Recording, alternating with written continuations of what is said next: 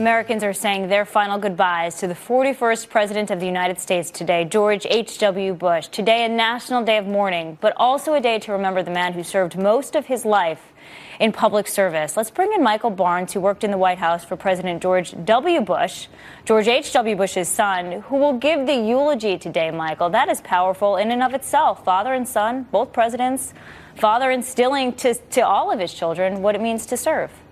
Yes, Lauren, you're right, and it's historic, of course. But you know that element of service within the Bush family is something that I think that everyone, no matter what you believe politically, can respect. That they had a strong regard for faith. They implemented their faith in their actions, and they valued their family and friends, of course, as well.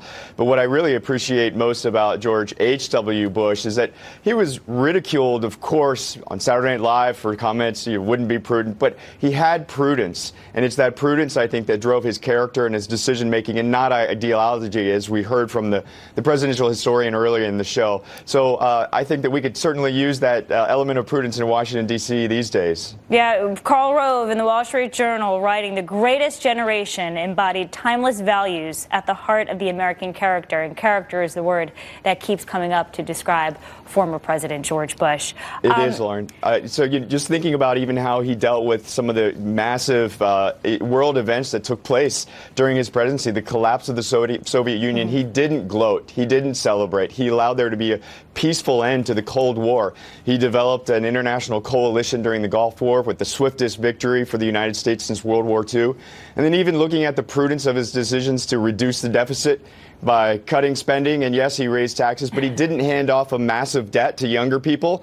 That, to me, is the ideal fiscal conservative, and he embodied those values despite the fact that they were not politically expedient at the time. And I to totally add to respect that, Michael, to reach bipartisanship, he said, read my lips, no new taxes, but he was able, because of his policies, to usher in the amazing economy that of the 90s, yes. Of the 90s, that Bill Clinton, yes, his opponent but friend, helped to give us as well. You know, he had a Democratic Congress for his entire term. So both chambers of Congress were controlled by Democrats. That's rare in U.S. history. So if he wanted to get anything done, he had to deal with the Democrats. And what's important as we hear about his having raised taxes is that he started out by saying, let's cut spending.